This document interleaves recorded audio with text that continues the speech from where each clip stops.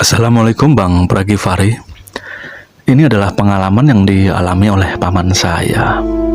Beliau memang dahulu ini bekerja secara mandiri menjadi seorang tukang becak. Ya, pada saat itu karena memang tenaga paman saya ini masih muda. Di dunia becak ini mungkin ada sekitar 10 tahunan ya. Nah, kadang-kadang memang selain mencari penumpang, paman saya ini juga diperlukan jasanya oleh tetangga yang memang memiliki sawah. Nah, kadang-kadang untuk mengangkut hasil panen dari sawah ke rumah yang memang langganan beliau ini ukurannya jauh.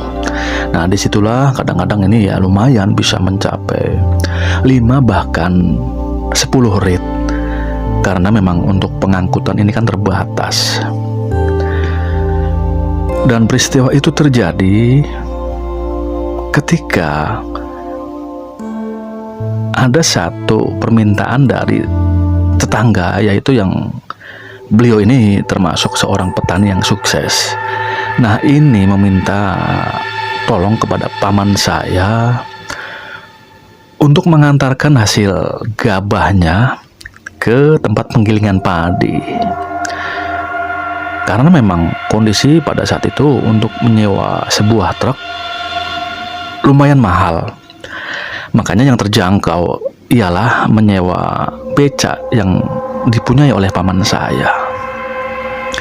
Nah, karena memang di penggilingan padi ini kan sudah terjadwal, dan supaya mendapatkan giliran yang lebih awal, ini mau tidak mau paman saya ini disuruh oleh sang empunya atau petani yang punya gabah tersebut untuk lebih awal mengantarkan gabah keringnya. Nah, karena memang ini diminta untuk lebih cepat, dan disinilah terjadi kesepakatan bahwa paman saya ini mengantarkannya di jam tengah hari ya, istilahnya dini hari. Kalau boleh dibilang ini jam 2 jam 3 malam ya. Nah, dari sore ini gabah sudah dipersiapkan kira-kira sekitar 30 karung yang ukurannya lumayan besar. Sehingga di malam itu, di dalam kondisi yang gelap, paman saya ini bolak-balik mengantarkan gabah tersebut ke mesin atau ke tempat penggilingan padi. Untuk satu rit perjalanan, paman saya ini maksimal bisa membawa hanya sekitar 5 karung. Maka dari itu diperlukan beberapa rit untuk selesai sekali produksi menggiling gabah ke beras tadi. Kalau dilihat ini sekitar 5 atau 6 kali perjalanan bolak-balik. Dan peristiwa itu terjadi di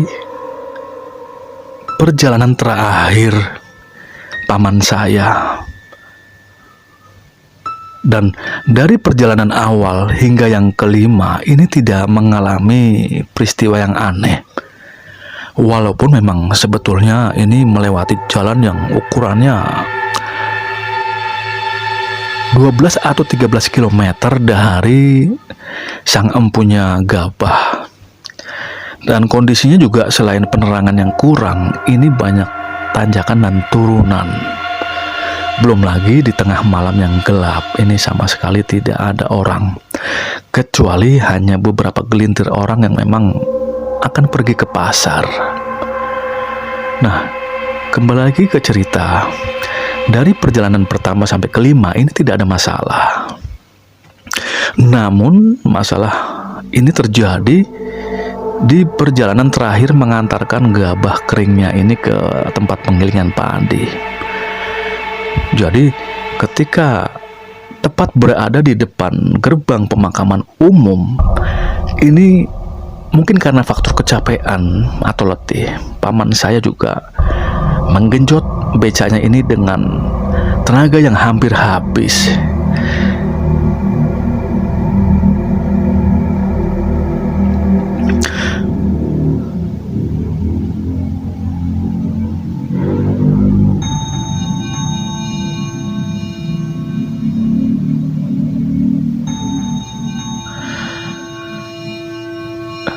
Ya, itu dia tadi. Dengan sisa-sisa tenaga yang masih ada, kadang-kadang paman saya juga turun dari beca untuk mendorong.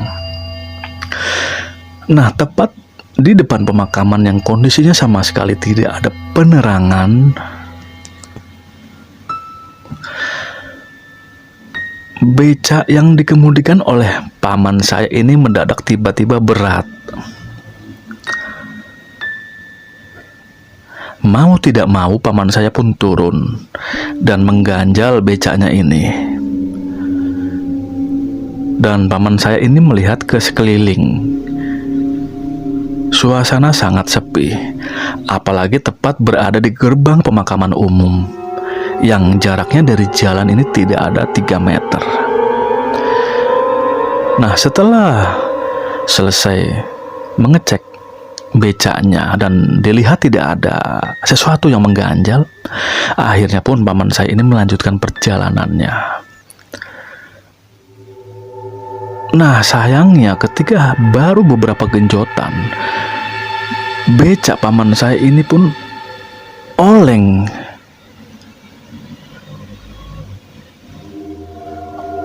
dan ini jatuh ke sebelah kiri, yang tepatnya pada saat itu memang alhamdulillahnya tanah yang agak landai dan belum sampai ke selokan yang ukurannya lumayan lebar. Dengan posisi becak yang terguling dan karung beras yang memang tercecer ke bawah. Belum lagi luka yang didapatkan oleh paman saya ini juga dibilang tidak ringan. Namun karena memang sudah menjadi kewajiban, nah disinilah akhirnya karung-karung yang memang berceceran ini diangkat kembali. Nah, namun di sini ada keanehan karena yang diingat paman saya, beliau ini membawa karung ini hanya 5 karung, walaupun ukurannya besar. Namun di sini nih, paman saya mengangkat karung yang berceceran ini lebih dari 5, mungkin 6 atau 7 karung. Tapi yang 2 karung ini ukurannya lebih langsing, namun lebih panjang. Iya, karena memang di dalam kondisi kegelapan paman saya ini tidak begitu menghiraukan. Nah, tetaplah diangkat 2 karung yang sisa ini yang sedang posisinya masih di bawah. Namun yang aneh memang ketika diangkat, karung ini tidak padat, namun seperti lebih kenyal dan ukurannya lebih panjang. Dan juga karung ini tidak bersih, namun ada beberapa bercak yang bekas tanah. Karena memang kondisinya memang paman saya pada saat itu memang sudah tidak begitu konsen, ya tetap saja tidak begitu mengingat berapa karung yang dibawanya. Dan singkatnya, ketika semua karung-karung itu sudah ada di atas beca, akhirnya paman saya pun kembali lagi menggenjot becanya ke tempat penggilingan padi. Karena memang ini rit yang terakhir, maka ini agak santai. Namun yang aneh, ketika paman saya ini melewati tempat yang agak terang, dan disitulah paman saya ini aneh melihat di ujung karung ini, di kedua belah bagiannya atas dan bawah ini ada ikatan. Namun ya masih belum begitu ngeh, ini masih asik saja menggenjot. Nah, yang betul-betul membuat kaget adalah ketika sudah akan sampai ke tempat penggilingan padi, tiba-tiba 2 karung ini seperti bergerak dan apa ya istilahnya, uget-uget. Nah, dalam kecepatan yang lumayan tinggi, paman saya ini tetap fokus untuk mengarahkan becaknya supaya tidak terjatuh lagi. Dan tahukah apa yang terjadi? Dua karung yang tadi ugat-ugat ini seperti lompat ke kanan dan yang satu lagi ke kiri. Namun gerakannya ini seperti ringan. Nah, disinilah paman saya ini baru ngeh, karena ternyata memang sosok itu bukan karung.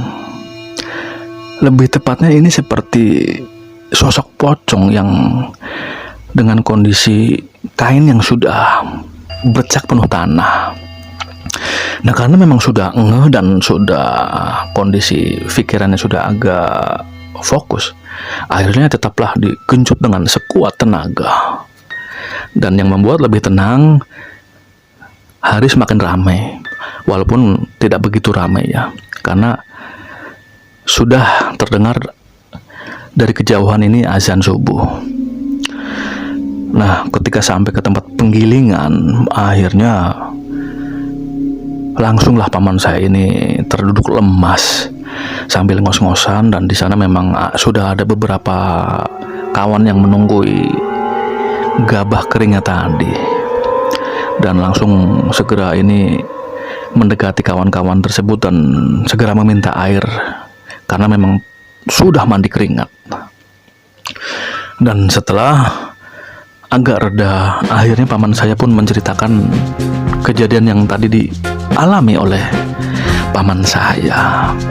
Dan belum lagi juga paman saya ini ternyata di tangannya mengalami sedikit memar ya, karena terjatuh di depan pemakaman tadi. Nah, di sini paman saya pun akhirnya beristirahat sambil menunggu subuh ya. Dan setelah melakukan sholat subuh, akhirnya paman saya ini pun pulang untuk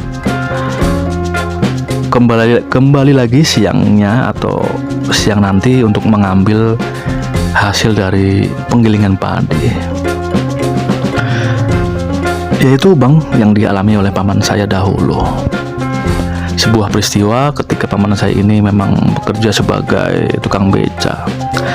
Namun setelah mengalami hal tersebut juga paman saya tidak mengalami trauma yang berarti, karena tetap selama beberapa tahun ke belakang paman saya ini tetap bekerja sebagai tukang beca. Dan akhirnya beca tersebut dijual dan akhirnya dibelikan kendaraan motor. Ya, akhirnya meneruskan sebagai tukang ojek.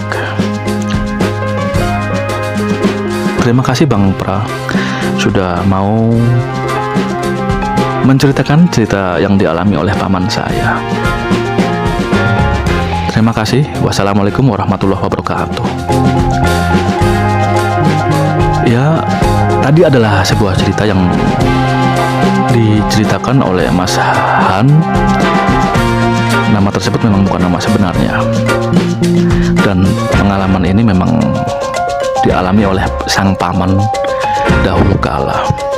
Dan di sini saya juga banyak-banyak mengucapkan terima kasih kepada kawan-kawan yang masih dengan setianya mensubscribe atau bahkan menonton video-video saya.